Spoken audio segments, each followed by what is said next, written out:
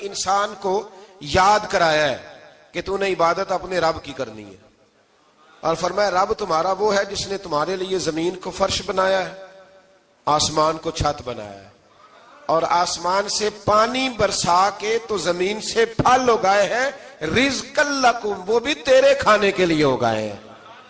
وہ جو آسمان سے بارش برسا کے زمین سے سبز اور پھل اگائے ہیں تو وہ بھی تیرے لیے۔ جب سارا کچھ تیرے لیے بنایا تو بھی تو عبادت کرنا اپنے رب کی، پھر کسی کو اس کا شریک نہ ٹھہرا۔ ایک چیلنج بھی کیا قرآن مجید نے اس رکوع کے اندر۔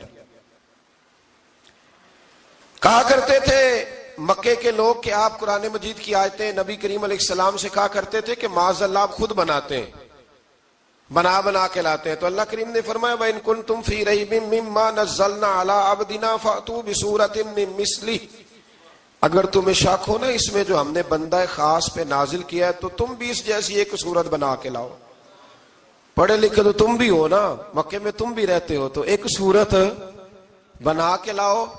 قرآن مجید ہم سے چھینا گیا ہے سازش کے تحت، اس لیے کہ جس قوم کو قرآن آ جاتا ہے نا پھر کوئی کافر اس کا مقابلہ نہیں کر سکتا۔ دیکھیں نا اگر کافروں کے پاس جواب ہوتا قرآن پاک کا تو بدر اور احد میں نا کوئی آیت بنا کے لاتے، قرآن کے مقابلے کی تلواریں لے کے نہ آتے، ان کے پاس جواب ہی نہیں تھا۔ اور قیامت تک کسی کافر کے پاس قرآن مجید کا کوئی جواب، قرآن کا کوئی جواب، قسم اللہ کی جواب کوئی نہیں، قرآن کا اس کا کوئی جواب نہیں۔ کیا بات ہے قرآن پاک کی۔ وہ ایک دفعہ مسلمہ کذاب بے ایمان کہنے لگا میں نے بنا لیا ہے قرآن پاک کا جواب، معاذ اللہ۔ جواب کیا بنایا؟ وہ سورت ہے نا القاریۃ ما القاریہ وما ادراک ما القاریہ، کھڑکھڑانے والی کیا ہے، کھڑکھڑانے والی تمہیں کیا پتا کیا ہے کھڑکھڑی، قیامت کا ذکر ہے۔ کہنے لگا میں نے اس جیسی سورت بنا لیا، تو کیا بنایا؟ الفیل مل فیل وما ادراک ما الفیل۔ کہنے لگا ہاتھی، تمہیں کیا پتا کیا ہاتھی، تم کیا جانو کیا ہاتھی۔ تو پاس جو اس کے اپنے بیٹھے تھے نا چیلے، وہ کہنے لگے چپ کر جا، سارے زمانے کو پتا ہاتھی کیا ہوتا ہے۔ تو پاگل ہے، اس کے دو کان ہوتے ہیں، ایک سونڈ ہوتی ہے، چار اس کے پیر ہوتے ہیں۔ بیوقوف آدمی قرآن کا مقابلہ کرنا ہے تو وہ چج کے ساتھ کر، پاگلوں کی طرح مقابلہ کرے گا، جوتے کھائے گا بھی، ہمیں بھی پڑھوائے گا۔ تو قرآن مجید کا کوئی مقابلہ کر سکا؟ تو اس آیہ مبارکہ میں اللہ نے کافروں کو یہ کہا اگر مقابلہ نہیں کر سکتے تو پھر اللہ سے ڈرو، ورنہ دوزخ میں ڈالے جاؤ گے، وہ جس کا ایندھن آدمی اور پتھر ہے، اور بنائی بھی کافروں کے لیے گئی ہے۔ اعدت للکافرین، جہنم کس کے لیے بنائی گئی ہے؟ کافروں اور منافقوں کے لیے۔ مسلمانوں کے لیے بنائی گئی، مسلمان مرضی سے چھلانگے لگائیں تو ان کی موج ہے، ورنہ ان کے لیے جہنم، ان کے لیے اللہ نے جنت بنائی ہے۔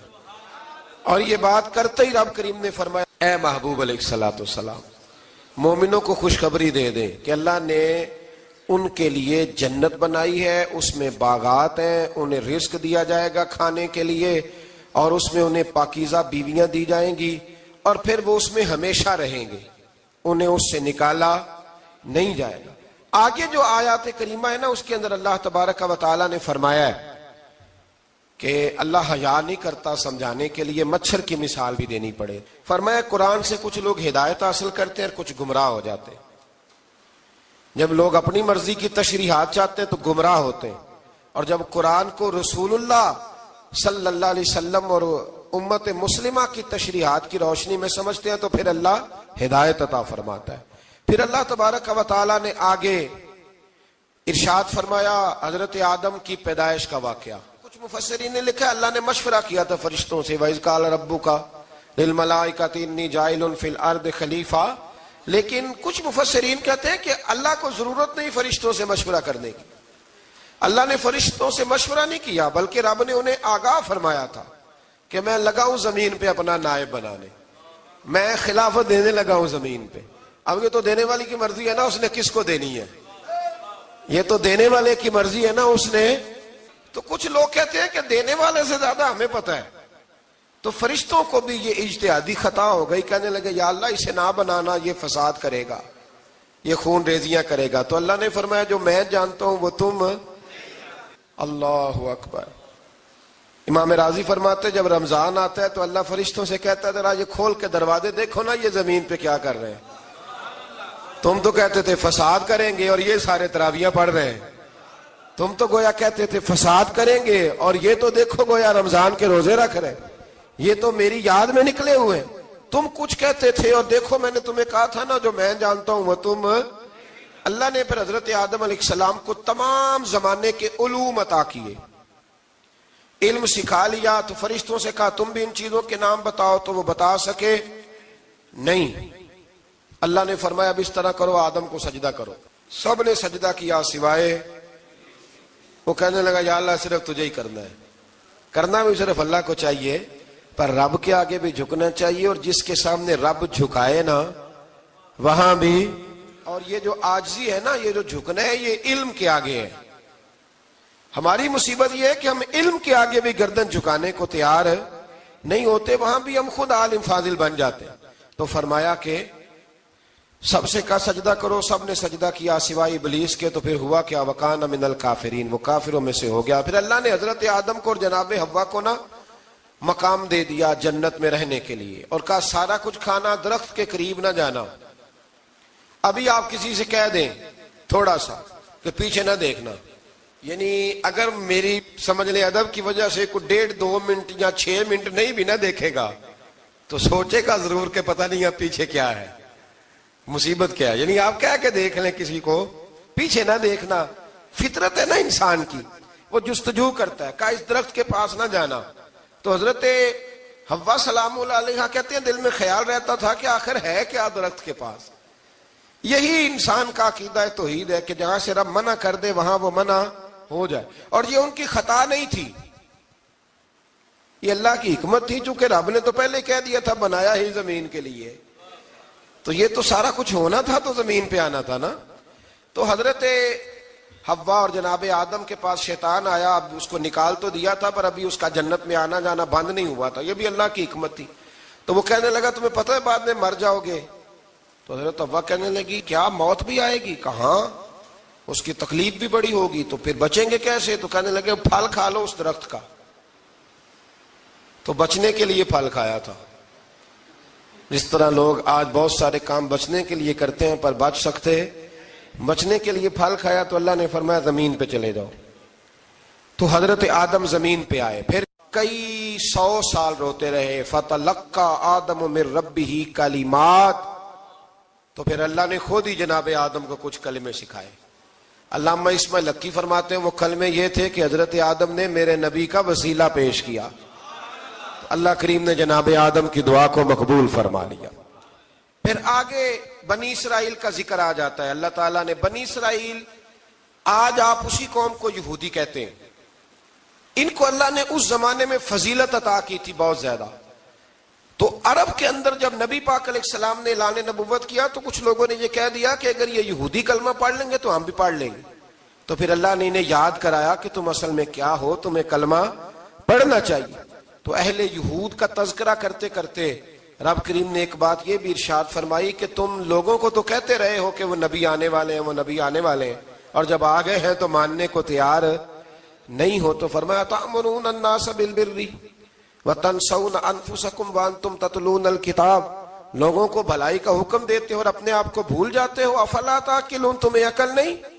پھر اللہ نے انہیں یہ بھی یاد کرایا کہ یاد کرو وہ زمانہ کہ جب فرعون نے خواب دیکھ لیا تھا کہ کوئی بچہ اس کی سلطنت کو تباہ کرے گا، تو پھر اس نے تمہارے بچوں کو ذبح کرانا شروع کیا اور تمہاری بیٹیوں کو چھوڑتا تھا۔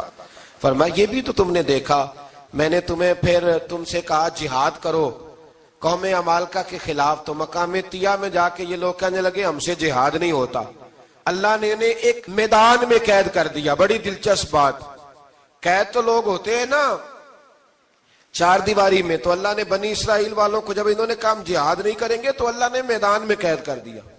میدان میں، یہ یاد رکھیں، جب انسان اللہ کی نافرمانی کرتا ہے تو اسے ایسی قید ملتی ہے جس کا اس نے تصور بھی نہیں کیا ہوتا۔ ایک میدان ہے مقام طیہ، قید ہو گئے، سارا دن سفر کرتے تھے، سارا دن، تو رات کو تھک کے سوتے تھے، صبح اٹھتے تھے نا جب، تو وہیں ہوتے تھے جہاں کل صبح چلے تھے۔ تو رب جب کسی کو قیدی بناتا ہے تو اسے زنجیروں کی، سلاخوں کی ضرورت ہے۔ دعا فرمائے اللہ تبارک و تعالی غموں سے نجات عطا فرمائے، یہ دعا فرمائے۔ ایسی قید دیتا ہے کہ جس سے پھر چھٹکارا ہو سکتا تو بنی اسرائیل کا بہت زیادہ تذکرہ اس پارے میں اللہ تبارک و تعالیٰ نے پھر بیان کیا، اور پھر کہا کہ انہیں جو حکم دیا جاتا تھا یہ اس کی سرتابی کرتے تھے، پھر اللہ نے ان پر ذلت نازل کر دی اور یہ ہمیشہ اس کا شکار رہے۔ قوم سبت کا ذکر فرمایا اللہ نے، ہفتے والے دن کچھ لوگ نافرمانی کرتے تھے۔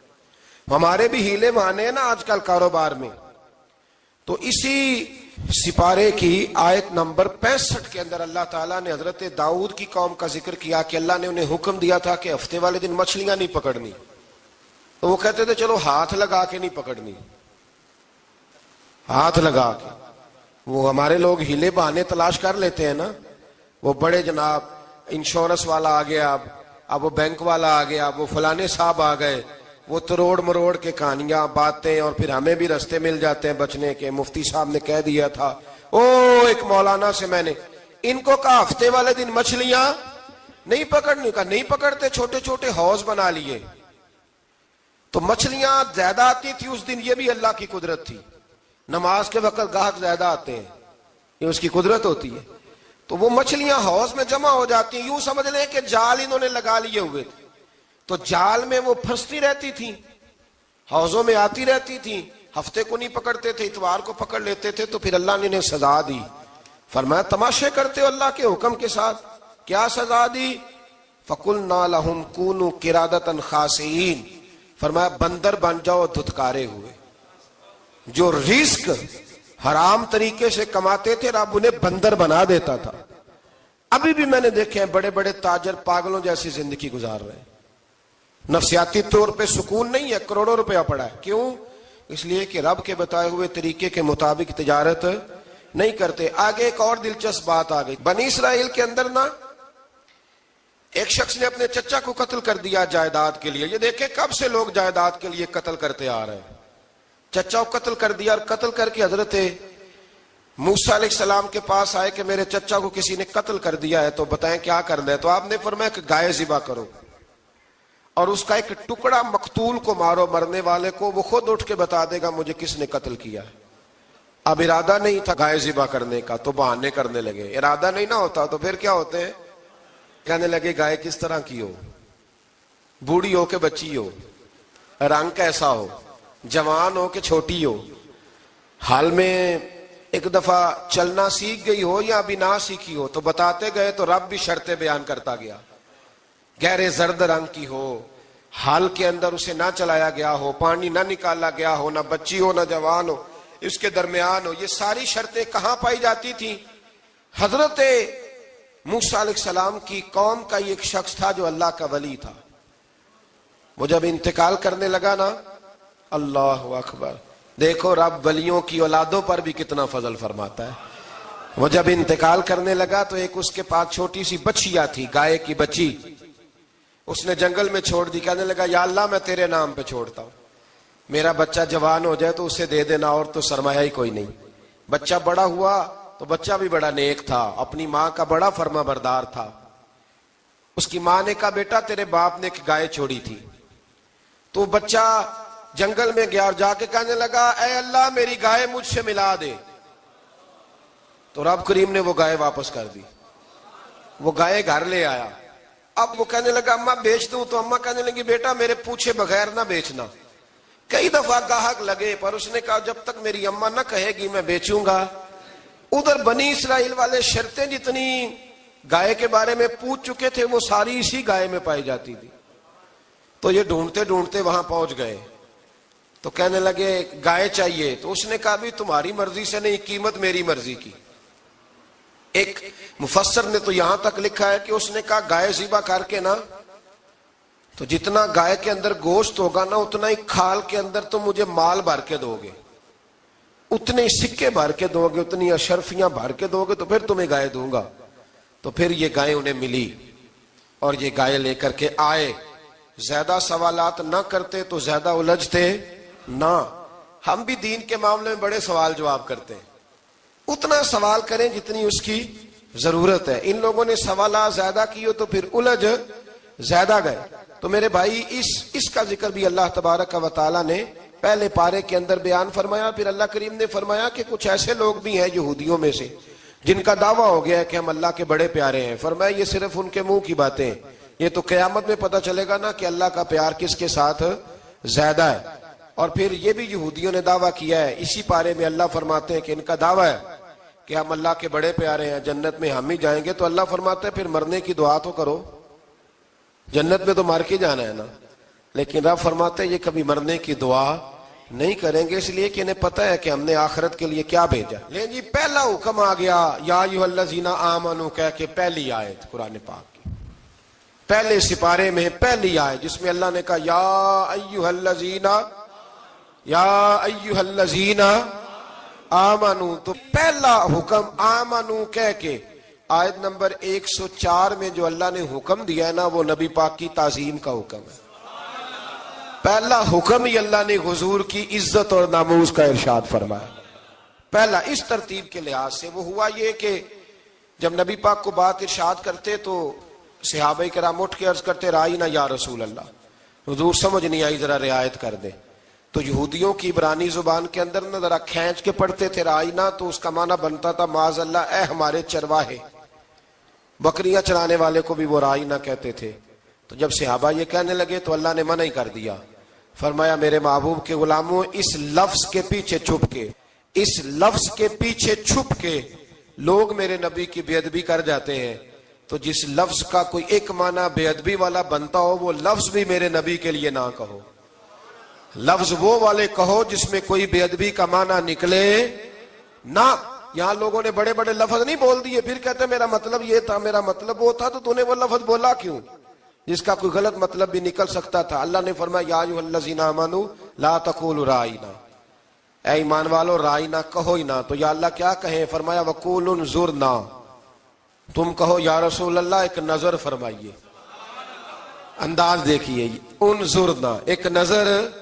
تو ہمارے بزرگ تو پہلے بڑے پیار والوں نے کہہ دیا یا رسول اللہ انظر حالنا، کہتے کہاں سے لاتے ہو جملے؟ میں نے کہا اللہ کی کتاب سے، یا رسول اللہ انظر حالنا یا حبیب اللہ اسمع قالا، تو تم کہو انظرنا، محبوب نظر کرم کریں، واسمعوا، اور کیا ضرورت ہے دوبارہ پوچھنے کی؟ اللہ کہتا ہے پہلے ہی دھیان سے سنا کرو، پہلے ہی واسمعوا، پہلے ہی احتیاط سے سنو، وللکافرین عذاب علیم، اور کافروں کے لیے دردناک عذاب ہے۔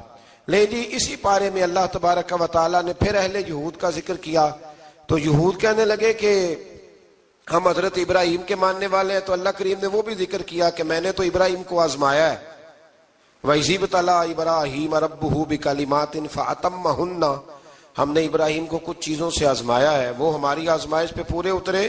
قَالَ إِنِّي جَاعِلُكَ لِلنَّاسِ إِمَامًا، تو پھر ہم نے انہیں کہا کہ ہم آپ کو پوری دنیا کا امام بنائیں گے۔ وہ آزمائش کیا تھی؟ آگ میں جانا بھی آزمائش، بیٹے کا نہ ہونا بھی آزمائش، بیٹا ہوا تو پھر اسے وادی غیر ذی زرع میں چھوڑ کے آنا بھی آزمائش، بڑا ہوا تو پھر ذبح کرنا بھی آزمائش۔ فرمایا جہاں جہاں آزمایا ہے نا، ابراہیم ہماری آزمائش میں پورے اترے۔ فرمایا تو مفت میں حضرت ابراہیم کی اولاد بنتے ہو اور ان کا نام لیتے ہو اور ان کے ساتھ اپنا تعلق بناتے ہو، دیکھو تو صحیح وہ کتنی آزمائشوں سے گزرے۔ تو اس کا بھی اللہ نے اسی میں ذکر فرمایا۔ اور پھر وہ بات کرتے تھے حضرت یعقوب کی اور حضرت اسحاق کی، تو فرمایا وہ تو ہمارے اتنے خاص بندے تھے کہ وصال کا وقت بھی انہوں نے اپنی اولادوں کو نصیحت فرمائی تھی کہ اللہ کی توحید پہ قائم رہنا، اس کا ذکر بھی اللہ نے اسی پارے میں بیان فرمایا۔ اور جو حضرت ابراہیم اور جناب اسماعیل نے کعبہ تعمیر کیا تو اس کا ذکر بھی اللہ تعالیٰ نے اسی پارے میں فرمایا۔ فرمایا جب وہ کعبہ بنا رہے تھے تو کہہ رہے تھے ربنا تقبل منا، کہہ رہے تھے اے اللہ بنا ہم نے دیا ہے پر مہربانی فرما ہم سے قبول فرما لے۔ تو جو آیہ کریمہ آخر میں عرض کرنا چاہتا ہوں اس پر بھی تھوڑی توجہ فرمائیں گے تو بات بڑی نکھر کے باہر آئے گی۔ یہ 16ویں رکوع کے اندر اللہ نے پھر یہود کا اور عیسائیت کا ذکر فرمایا، تو اللہ کریم نے ایک بات ارشاد فرمائی، یہودیوں کے ہاں جب کوئی بچہ پیدا ہوتا تھا پیلے رنگ کے ساتھ اس کو رنگتے تھے، یا کوئی خاص رنگ تھا ان کا، بچہ پیدا ہوتا تو اس پر وہ رنگ چڑھاتے کہ یہ جی ہمارے مذہب کا رنگ ہے۔ ہمارے ہاں بھی رسمیں ہیں نا اپنی اپنی، معاذ اللہ اپنی اپنی نہیں ہونی چاہیے، اللہ رسول کا حکم ہونا چاہیے۔ تو یہودیوں کے ہاں بچہ پیدا ہوتا تو ایک خاص رنگ چڑھاتے، عیسائیوں کے ہاں پیدا ہوتا تو وہ بھی ایک خاص رنگ چڑھاتے. تو مسلمانوں کے ہاں بچے پیدا ہوئے تو انہوں نے بھی توجہ کی کہ یہ کیا ہو رہا ہے، تو رب کریم نے فرمایا صبغۃ اللہ، رنگ اللہ کا ہی ہے. ومن احسن من اللہ صبغہ، اور فرمایا اللہ کے رنگ سے زیادہ خوبصورت کس کا رنگ ہو سکتا ہے. اللہ کا رنگ کیا ہے؟ لا الہ الا اللہ محمد الرسول اللہ صلی اللہ علیہ.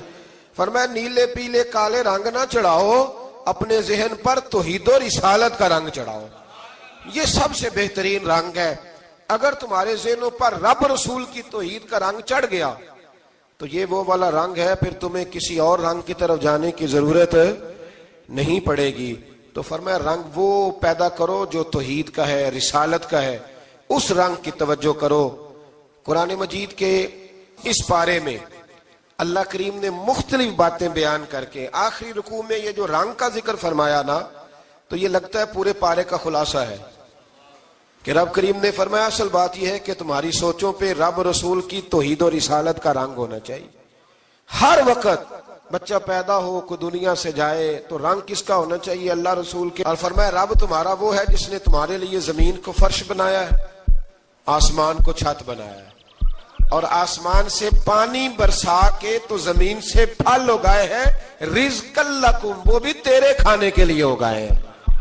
وہ جو آسمان سے بارش برسا کے زمین سے سبز اور پھل اگائے ہیں تو وہ بھی تیرے لیے. جب سارا کچھ تیرے لیے بنایا تو بھی تو عبادت کرنا اپنے رب کی، پھر کسی کو اس کا شریک نہ ٹھہرا. ایک چیلنج بھی کیا قرآن مجید نے اس رکوع کے اندر. کہا کرتے تھے مکے کے لوگ کہ آپ قرآن مجید کی آیتیں نبی کریم علیہ السلام سے کہا کرتے تھے کہ معاذ اللہ آپ خود بناتے ہیں، بنا کے لاتے ہیں. تو اللہ کریم نے فرمایا وَإِن كُنتُمْ فِي رَيْبٍ مِّمَّا نَزَّلْنَا عَلَىٰ عَبْدِنَا فَأْتُوا بِسُورَةٍ مِّن مِّثْلِهِ، اگر تمہیں شک ہو نا اس میں جو ہم نے بندہ خاص پہ نازل کیا ہے تو تم بھی اس جیسی ایک صورت بنا کے لاؤ. پڑھے لکھے تو تم بھی ہو نا، مکے میں تم بھی رہتے ہو، تو ایک صورت بنا کے لاؤ. قرآن مجید ہم سے چھینا گیا ہے سازش کے تحت، اس لیے کہ جس قوم کو قرآن آ جاتا ہے نا پھر کوئی کافر اس کا مقابلہ نہیں کر سکتا. دیکھیں نا اگر کافروں کے پاس جواب ہوتا قرآن پاک کا تو بدر اور احد میں نا کوئی آیت بنا کے لاتے قرآن کے مقابلے کی، تلواریں لے کے نہ آتے. ان کے پاس جواب ہی نہیں تھا. اور قیامت تک کسی کافر کے پاس قرآن مجید کا کوئی جواب، قرآن کا کوئی جواب، قسم اللہ کی جواب کوئی نہیں قرآن کا، اس کا کوئی جواب نہیں. کیا بات ہے قرآن پاک. وہ ایک دفعہ مسلمہ کذاب بے ایمان کہنے لگا میں نے بنا لیا ہے قرآن پاک کا جواب. معاذ اللہ. جواب کیا بنایا؟ وہ صورت ہے نا القاریہ ملقاریہ وما ادراک ملقاریہ، کھڑکھڑانے والی. کیا ہے کھڑکھڑانے والی؟ تمہیں کیا پتا کیا ہے کھڑکھڑی؟ قیامت کا ذکر ہے. کہنے لگا میں نے اس جیسی صورت بنا لیا. تو کیا بنایا؟ الفیل ملفیل وما ادراک ملفیل. کہنے لگا ہاتھی، تمہیں کیا پتا کیا ہاتھی، تم کیا جانو کیا ہاتھی. تو پاس جو اس کے اپنے بیٹھے تھے نا چیلے، کہنے لگے چپ کر جا، سارے زمانے کو پتا ہے ہاتھی کیا ہوتا ہے. تو پاگل ہے، اس کے دو کان ہوتے ہیں، ایک سونڈ ہوتی ہے، چار اس کے پیر ہوتے ہیں. بیوقوف آدمی قرآن کا مقابلہ کرنا ہے تو کچھ چج کے ساتھ کر، پاگلوں کی طرح مقابلہ کرے گا، جوتے کھائے گا بھی، ہمیں بھی پڑھوائے گا. تو قرآن مجید کا کوئی مقابلہ کر سکا؟ تو اس آیہ مبارکہ میں اللہ نے کافروں کو یہ کہا اگر مقابلہ نہیں کر سکتے تو پھر اللہ سے ڈرو، ورنہ دوزخ میں ڈالے جاؤ گے، وہ جس کا ایندھن آدمی اور پتھر ہے، اور بنائی بھی کافروں کے لیے گئی ہے. اعدت للکافرین، جہنم کس کے لیے بنائی گئی ہے؟ کافروں اور منافقوں کے لیے. مسلمانوں کے لیے بنائی گئی. مسلمان مرضی سے چھلانگے لگائیں تو ان کی موج ہے، ورنہ ان کے لیے جہنم، ان کے لیے اللہ نے جنت بنائی ہے. اور یہ بات کرتے ہی رب کریم نے فرمایا اے محبوب علیہ الصلوۃ والسلام مومنوں کو خوشخبری دے دیں کہ اللہ نے ان کے لیے جنت بنائی ہے، اس میں باغات ہیں، انہیں رزق دیا جائے گا کھانے کے لیے، اور اس میں انہیں پاکیزہ بیویاں دی جائیں گی، اور پھر وہ اس میں ہمیشہ رہیں گے، انہیں اس سے نکالا نہیں جائے گا. آگے جو آیات کریمہ ہے نا اس کے اندر اللہ تبارک و تعالیٰ نے فرمایا ہے کہ اللہ حیا نہیں کرتا سمجھانے کے لیے مچھر کی مثال بھی دینی پڑے. فرمایا قرآن سے کچھ لوگ ہدایت حاصل کرتے ہیں اور کچھ گمراہ ہو جاتے ہیں. جب لوگ اپنی مرضی کی تشریحات چاہتے ہیں تو گمراہ ہوتے ہیں، اور جب قرآن کو رسول اللہ صلی اللہ علیہ وسلم اور امت مسلمہ کی تشریحات کی روشنی میں سمجھتے ہیں تو پھر اللہ ہدایت عطا فرماتا ہے۔ پھر اللہ تبارک و تعالی نے آگے ارشاد فرمایا حضرت آدم کی پیدائش کا واقعہ۔ کچھ مفسرین نے لکھا اللہ نے مشورہ کیا تھا فرشتوں سے، وَإِذْ قَالَ رَبُّكَ لِلْمَلَائِكَةِ إِنِّي جَاعِلٌ فِي الْأَرْضِ خَلِيفَةً، لیکن کچھ مفسرین کہتے ہیں کہ اللہ کو ضرورت نہیں فرشتوں سے مشورہ کرنے کی۔ اللہ نے فرشتوں سے مشورہ نہیں کیا، بلکہ رب نے انہیں آگاہ فرمایا تھا کہ میں لگا ہوں زمین پہ اپنا نائب بنانے، میں خلافت دینے لگا ہوں زمین پہ۔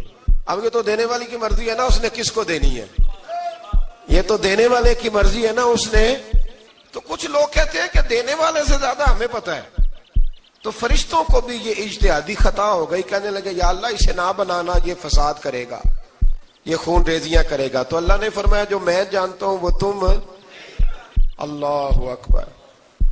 امام راضی فرماتے جب رمضان آتا ہے تو اللہ فرشتوں سے کہتا ہے ذرا یہ کھول کے دروازے دیکھو نا یہ زمین پہ کیا کر رہے ہیں، تم تو کہتے تھے فساد کریں گے اور یہ سارے تراویح پڑھ رہے ہیں، تم تو گویا کہتے تھے فساد کریں گے اور یہ تو دیکھو گویا رمضان کے روزے رکھ رہے ہیں، یہ تو میری یاد میں نکلے ہوئے، تم کچھ کہتے تھے اور دیکھو میں نے تمہیں کہا تھا نا جو میں جانتا ہوں وہ تم۔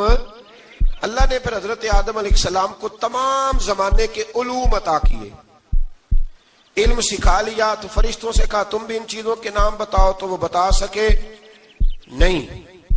اللہ نے فرمایا اب اس طرح کرو آدم کو سجدہ کرو، سب نے سجدہ کیا سوائے وہ، کہنے لگا یا اللہ صرف تجھے ہی کرنا ہے، کرنا بھی صرف اللہ کو چاہیے، پر رب کے آگے بھی جھکنا چاہیے، اور جس کے سامنے رب جھکائے نا وہاں بھی۔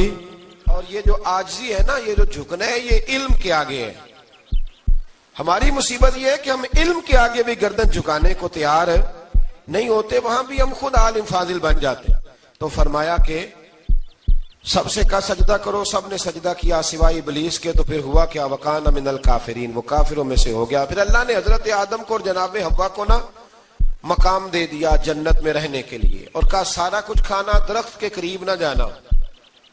ابھی آپ کسی سے کہہ دیں تھوڑا سا کہ پیچھے نہ دیکھنا، یعنی اگر میری سمجھ لیں ادب کی وجہ سے کوئی 1.5-2 منٹ یا 6 منٹ نہیں بھی نہ دیکھے گا تو سوچے گا ضرور کہ پتہ نہیں اب پیچھے کیا ہے، مصیبت کیا ہے۔ یعنی آپ کہہ کے دیکھ لیں کسی کو پیچھے نہ دیکھنا، فطرت ہے نا انسان کی، وہ جستجو کرتا ہے، کہا اس درخت کے پاس نہ جانا۔ تو حضرت حوا سلام اللہ علیہ کہتے ہیں دل میں خیال رہتا تھا کہ آخر ہے کیا درخت کے پاس۔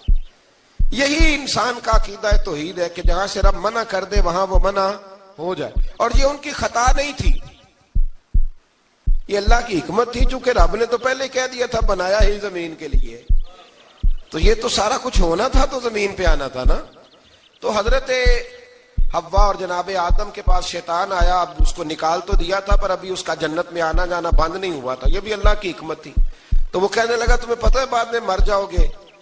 تو حضرت حوا کہنے لگی کیا موت بھی آئے گی؟ کہاں، اس کی تکلیف بھی بڑی ہوگی، تو پھر بچیں گے کیسے؟ تو کہنے لگے پھل کھا لو اس درخت کا۔ تو بچنے کے لیے پھل کھایا تھا، جس طرح لوگ آج بہت سارے کام بچنے کے لیے کرتے ہیں پر بچ سکتے، بچنے کے لیے پھل کھایا۔ تو اللہ نے فرمایا زمین پہ چلے جاؤ۔ تو حضرت آدم زمین پہ آئے، پھر کئی 100 سال روتے رہے۔ فَتَلَقَّى آدَمُ مِن رَبِّهِ کَلِمَاتٍ، تو پھر اللہ نے خود ہی جناب آدم کو کچھ کلمے سکھائے۔ علامہ اسماعیل لکی فرماتے ہیں وہ کلمے یہ تھے کہ حضرت آدم نے میرے نبی کا وسیلہ پیش کیا، اللہ کریم نے جناب آدم کی دعا کو مقبول فرما لیا۔ پھر آگے بنی اسرائیل کا ذکر آ جاتا ہے۔ اللہ تعالیٰ نے بنی اسرائیل، آج آپ اسی قوم کو یہودی کہتے ہیں، ان کو اللہ نے اس زمانے میں فضیلت عطا کی تھی بہت زیادہ۔ تو عرب کے اندر جب نبی پاک علیہ السلام نے اعلان نبوت کیا تو کچھ لوگوں نے یہ کہہ دیا کہ اگر یہ یہودی کلمہ پڑھ لیں گے تو ہم بھی پڑھ لیں گے۔ تو پھر اللہ نے انہیں یاد کرایا کہ تم اصل میں کیا ہو، تمہیں کلمہ پڑھنا چاہیے۔ تو اہل یہود کا تذکرہ کرتے کرتے رب کریم نے ایک بات یہ بھی ارشاد فرمائی کہ تم لوگوں کو تو کہتے رہے ہو کہ وہ نبی آنے والے ہیں، وہ نبی آنے والے ہیں، اور جب آ گئے ہیں تو ماننے کو تیار نہیں ہو۔ تو فرمایا تأمرون الناس بالبر وتنسون انفسکم وانتم تتلون الکتاب، لوگوں کو بھلائی کا حکم دیتے ہو اور اپنے آپ کو بھول جاتے ہو۔ افلا تعقلون، تمہیں عقل نہیں؟ پھر اللہ نے انہیں یہ بھی یاد کرایا کہ یاد کرو وہ زمانہ کہ جب فرعون نے خواب دیکھ لیا تھا کہ کوئی بچہ اس کی سلطنت کو تباہ کرے گا، تو پھر اس نے تمہارے بچوں کو ذبح کرانا شروع کیا اور تمہاری بیٹیوں کو چھوڑتا تھا۔ فرمایا یہ بھی تو تم نے دیکھا، میں نے تمہیں پھر تم سے کہا جہاد کرو قوم عمالقہ کے خلاف، تو مقام طیہ میں جا کے یہ لوگ کہنے لگے ہم سے جہاد نہیں ہوتا۔ اللہ نے انہیں ایک میدان میں قید کر دیا۔ بڑی دلچسپ بات، قید تو لوگ ہوتے ہیں نا چار دیواری میں، تو اللہ نے بنی اسرائیل والوں کو جب انہوں نے کہا ہم جہاد نہیں کریں گے تو اللہ نے میدان میں قید کر دیا۔ میدان میں، یہ یاد رکھیں، جب انسان اللہ کی نافرمانی کرتا ہے تو اسے ایسی قید ملتی ہے جس کا اس نے تصور بھی نہیں کیا ہوتا۔ ایک میدان ہے مقام طیہ، قید ہو گئے، سارا دن سفر کرتے تھے، سارا دن، تو رات کو تھک کے سوتے تھے، صبح اٹھتے تھے نا جب، تو وہیں ہوتے تھے جہاں کل صبح چلے تھے۔ تو رب جب کسی کو قیدی بناتا ہے تو اسے زنجیروں کی، سلاخوں کی ضرورت ہے۔ دعا فرمائے اللہ تبارک و تعالی غموں سے نجات عطا فرمائے، یہ دعا فرمائے۔ ایسی قید دیتا ہے کہ جس سے پھر چھٹکارا ہو سکتا۔ تو بنی اسرائیل کا بہت زیادہ تذکرہ اس بارے میں اللہ تبارک و تعالی نے پھر بیان کیا، اور پھر کہا کہ انہیں جو حکم دیا جاتا تھا یہ اس کی سرتابی کرتے تھے، پھر اللہ نے ان پر ذلت نازل کر دی اور یہ ہمیشہ اس کا شکار رہے۔ قوم سبت کا ذکر فرمایا اللہ نے، ہفتے والے دن کچھ لوگ نافرمانی کرتے۔ ہمارے بھی ہیلے بہانے ہیں نا آج کل کاروبار میں، تو اسی سپارے کی آیت نمبر 65 کے اندر اللہ تعالیٰ نے حضرت داؤد کی قوم کا ذکر کیا کہ اللہ نے انہیں حکم دیا تھا کہ ہفتے والے دن مچھلیاں نہیں پکڑنی، تو وہ کہتے تھے چلو ہاتھ لگا کے نہیں پکڑنی، ہاتھ لگا کے۔ وہ ہمارے لوگ ہیلے بہانے تلاش کر لیتے ہیں نا، وہ بڑے جناب انشورنس والا آ گیا، اب وہ بینک والا آ گیا، وہ فلانے صاحب آ گئے، وہ تروڑ مروڑ کے کہانیاں باتیں، اور پھر ہمیں بھی رستے مل جاتے ہیں بچنے کے۔ مفتی صاحب نے کہہ دیا تھا، ایک مولانا سے میں نے ان کو کہا ہفتے والے دن مچھلیاں نہیں پکڑنے کا، نہیں پکڑتے، چھوٹے چھوٹے حوض بنا لیے، تو مچھلیاں زیادہ آتی تھی اس دن۔ یہ بھی اللہ کی قدرت تھی، نماز کے وقت گاہک زیادہ آتے ہیں، یہ اس کی قدرت ہوتی ہے۔ تو وہ مچھلیاں حوض میں جمع ہو جاتی ہیں، یوں سمجھ لیں کہ جال انہوں نے لگا لیے ہوئے تھے، تو جال میں وہ پھنستی رہتی تھی، حوضوں میں آتی رہتی تھی۔ ہفتے کو نہیں پکڑتے تھے، اتوار کو پکڑ لیتے تھے، تو پھر اللہ نے انہیں سزا دی۔ فرمایا تماشے کرتے ہو اللہ کے حکم کے ساتھ، کیا سزا دی؟ فَقُلْنَا لَهُمْ كُونُوا قِرَادَةً خَاسِئِينَ، فرمایا بندر بن جاؤ دھتکارے ہوئے۔ جو رزق حرام طریقے سے کماتے تھے رب انہیں بندر بنا دیتا تھا۔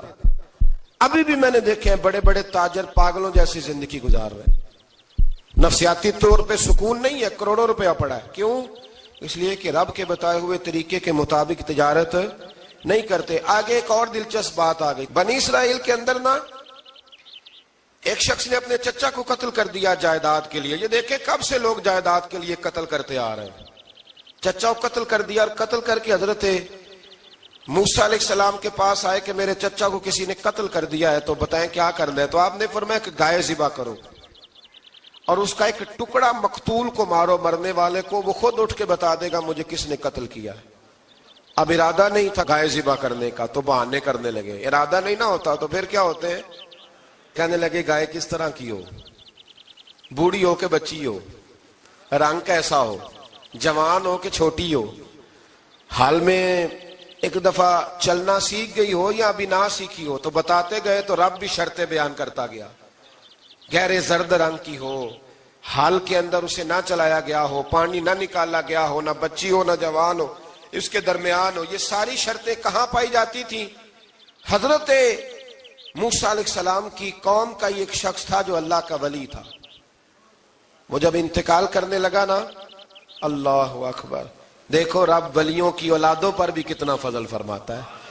وہ جب انتقال کرنے لگا تو ایک اس کے پاس چھوٹی سی بچیا تھی، گائے کی بچی، اس نے جنگل میں چھوڑ دی۔ کہنے لگا یا اللہ میں تیرے نام پہ چھوڑتا ہوں، میرا بچہ جوان ہو جائے تو اسے دے دینا، اور تو سرمایہ ہی کوئی نہیں۔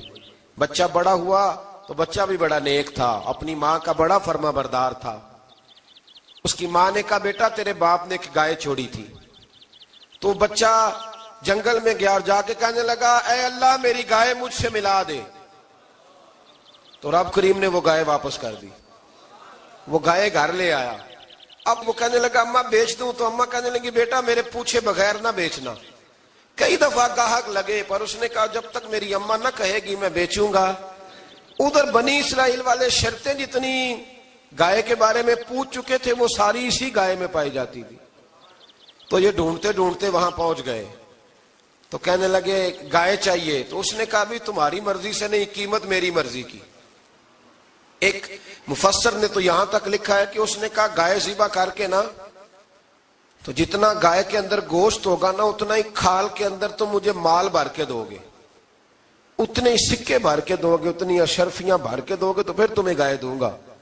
تو پھر یہ گائے انہیں ملی اور یہ گائے لے کر کے آئے۔ زیادہ سوالات نہ کرتے تو زیادہ الجھتے نہ۔ ہم بھی دین کے معاملے میں بڑے سوال جواب کرتے ہیں، اتنا سوال کریں جتنی اس کی ضرورت ہے۔ ان لوگوں نے سوالات زیادہ کیے تو پھر الجھ زیادہ گئے۔ تو میرے بھائی اس کا ذکر بھی اللہ تبارک و تعالیٰ نے پہلے پارے کے اندر بیان فرمایا۔ پھر اللہ کریم نے فرمایا کہ کچھ ایسے لوگ بھی ہیں یہودیوں میں سے جن کا دعویٰ ہو گیا ہے کہ ہم اللہ کے بڑے پیارے ہیں۔ فرمایا یہ صرف ان کے منہ کی باتیں، یہ تو قیامت میں پتہ چلے گا نا کہ اللہ کا پیار کس کے ساتھ زیادہ ہے۔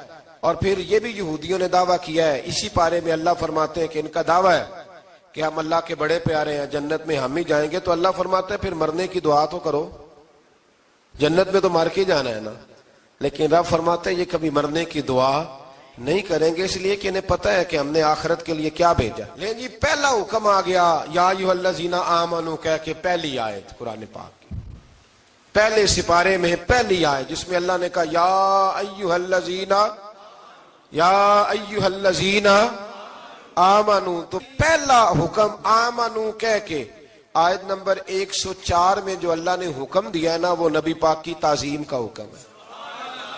پہلا حکم ہی اللہ نے حضور کی عزت اور ناموس کا ارشاد فرمایا۔ پہلا اس ترتیب کے لحاظ سے وہ ہوا یہ کہ جب نبی پاک کو بات ارشاد کرتے تو صحابہ کرام اٹھ کے عرض کرتے رائینا یا رسول اللہ، حضور سمجھ نہیں آئی ذرا رعایت کر دے۔ تو یہودیوں کی عبرانی زبان کے اندر نہ ذرا کھینچ کے پڑھتے تھے رائینا، تو اس کا معنی بنتا تھا معاذ اللہ اے ہمارے چرواہے، بکریاں چرانے والے کو بھی وہ رائینا کہتے تھے۔ تو جب صحابہ یہ کہنے لگے تو اللہ نے منع ہی کر دیا، فرمایا میرے محبوب کے غلاموں اس لفظ کے پیچھے چھپ کے، اس لفظ کے پیچھے چھپ کے لوگ میرے نبی کی بے ادبی کر جاتے ہیں، تو جس لفظ کا کوئی ایک معنی بے ادبی والا بنتا ہو وہ لفظ بھی میرے نبی کے لیے نہ کہو، لفظ وہ والے کہو جس میں کوئی بے ادبی کا معنی نکلے نہ۔ یہاں لوگوں نے بڑے بڑے لفظ نہیں بول دیے، پھر کہتے میرا مطلب یہ تھا، میرا مطلب وہ تھا، تو نے وہ لفظ بولا کیوں جس کا کوئی غلط مطلب بھی نکل سکتا تھا۔ اللہ نے فرمایا یا ایھا الذین آمنوا لا تقولوا رائینا، اے ایمان والو رائینا کہو ہی نہ۔ تو یا اللہ کیا کہیں؟ فرمایا وقولوا انظرنا، تم کہو یا رسول اللہ ایک نظر فرمائیے، انداز دیکھیے، انظرنا ایک نظر۔ تو ہمارے بزرگ تو پہلے ہی بڑے پیار والوں نے کہہ دیا یا رسول اللہ انظر حالنا، کہتے کہاں سے لاتے ہو جملے؟ میں نے کہا اللہ کی کتاب سے، یا رسول اللہ انظر حالنا یا حبیب اللہ اسمع قالا، تو تم کہو انظرنا محبوب نظر کرم کرے، واسمعوا، اور کیا ضرورت ہے دوبارہ پوچھنے کی؟ اللہ کہتا ہے پہلے ہی دھیان سے سنا کرو، پہلے ہی واسمعوا، پہلے ہی احتیاط سے سنو، وللکافرین عذاب علیم، اور کافروں کے لیے دردناک عذاب ہے۔ لے جی اسی پارے میں اللہ تبارک و تعالیٰ نے پھر اہل یہود کا ذکر کیا، تو یہود کہنے لگے کہ ہم حضرت ابراہیم کے ماننے والے ہیں، تو اللہ کریم نے وہ بھی ذکر کیا کہ میں نے تو ابراہیم کو آزمایا ہے، وَإِذِ ابْتَلَىٰ إِبْرَاهِيمَ رَبُّهُ بِكَلِمَاتٍ فَأَتَمَّهُنَّ، ہم نے ابراہیم کو کچھ چیزوں سے آزمایا ہے، وہ ہماری آزمائش پہ پورے اترے۔ قَالَ إِنِّي جَاعِلُكَ لِلنَّاسِ إِمَامًا، تو پھر ہم نے انہیں کہا کہ ہم آپ کو پوری دنیا کا امام بنائیں گے۔ وہ آزمائش کیا تھی؟ آگ میں جانا بھی آزمائش، بیٹے کا نہ ہونا بھی آزمائش، بیٹا ہوا تو پھر اسے وادی غیر ذی زرع ان میں چھوڑ کے آنا بھی آزمائش، بڑا ہوا تو پھر ذبح کرنا بھی آزمائش۔ فرمایا جہاں جہاں آزمایا ہے نا ابراہیم ہماری آزمائش میں پورے اترے۔ فرمایا تو مفت میں حضرت ابراہیم کی اولاد بنتے ہو اور ان کا نام لیتے ہو اور ان کے ساتھ اپنا تعلق بناتے ہو، دیکھو تو صحیح وہ کتنی آزمائشوں سے گزرے۔ تو اس کا بھی اللہ نے اسی میں ذکر فرمایا۔ اور پھر وہ بات کرتے تھے حضرت याकूब की और हजरत इसहाक की, तो फरमाया वो तो हमारे इतने खास बंदे थे कि विसाल के वक्त भी उन्होंने अपनी औलादों को नसीहत फरमाई थी कि अल्लाह की तौहीद पे कायम रहना। उसका जिक्र भी अल्लाह ने इसी पारे में बयान फरमाया। और जो हजरत इब्राहीम और जनाब इस्माइल ने काबा तामीर किया तो उसका जिक्र भी अल्लाह ताला ने इसी पारे में फरमाया। फरमाया जब वो काबा बना रहे थे तो कह रहे थे रब्बना तकब्बल मिन्ना, कह रहे थे ऐ अल्लाह बना हमने दिया है पर मेहरबानी फरमा हमसे कबूल फरमा ले। तो जो आया करीमा आखिर में अर्ज करना चाहता हूं उस पर भी थोड़ी तवज्जो फरमाएंगे तो बात बड़ी निखर के बाहर आएगी। ये 16वें रुकू के अंदर अल्लाह ने फिर यहूद का और ईसाइयत का जिक्र फरमाया। तो अल्लाह करीम ने एक बात इरशाद फरमाई, यहूदियों के यहाँ जब कोई बच्चा पैदा होता था वो पीले रंग के साथ उसको रंगते थे, या कोई खास रंग था उनका, बच्चा पैदा होता तो उस पर वो रंग चढ़ाते कि ये जी हमारे मजहब का रंग है। हमारे यहाँ भी रस्में है ना अपनी अपनी, माज़अल्लाह अपनी अपनी नहीं होनी चाहिए, अल्लाह रसूल का हुक्म होना चाहिए। तो यहूदियों के यहाँ बच्चा पैदा होता तो एक खास रंग चढ़ाते, ईसाइयों के यहाँ पैदा होता तो वो भी एक खास रंग चढ़ाते। तो मुसलमानों के यहाँ बच्चे पैदा हुए तो उन्होंने भी तवज्जो की कि ये क्या हो रहा है, तो रब करीम ने फरमाया सिबगत अल्लाह, रंग अल्लाह का ही है। वमन अहसनु मिनल्लाहि सिबगा, और फरमाया अल्लाह के रंग से ज्यादा खूबसूरत किसका रंग हो सकता है। अल्लाह का रंग क्या है, ला इलाहा इल्लल्लाहु मुहम्मदुर रसूलुल्लाह सल्लल्लाहु अलैहि। फरमाया नीले पीले काले रंग ना चढ़ाओ, अपने जहन पर तौहीद और रिसालत का रंग चढ़ाओ, ये सबसे बेहतरीन रंग है। अगर तुम्हारे जहनों पर रब रसूल की तौहीद का रंग चढ़ गया तो ये वो वाला रंग है, फिर तुम्हें किसी और रंग की तरफ जाने की जरूरत नहीं पड़ेगी। तो फरमाया रंग वो पैदा करो जो तौहीद का है, रिसालत का है, उस रंग की तवज्जो करो। कुरान मजीद के इस पारे में अल्लाह करीम ने मुख्तलिफ बातें बयान करके आखिरी रुकू में ये जो रंग का जिक्र फरमाया ना, तो ये लगता है पूरे पारे का खुलासा है कि रब करीम ने फरमाया असल बात यह है कि तुम्हारी सोचों पे रब रसूल की तौहीद और रिसालत का रंग होना चाहिए। हर वक्त बच्चा पैदा हो, कोई दुनिया से जाए तो रंग किसका होना चाहिए, अल्लाह रसूल के दीन का।